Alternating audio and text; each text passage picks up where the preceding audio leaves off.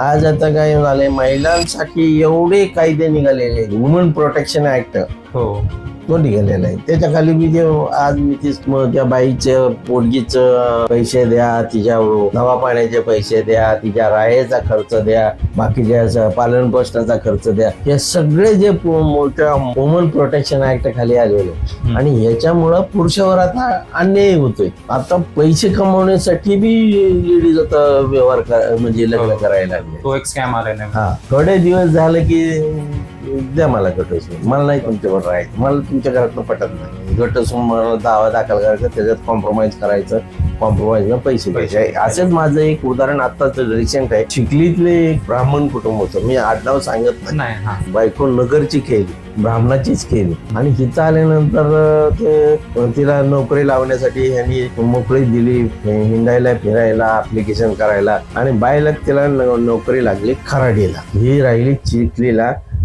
खराडीला.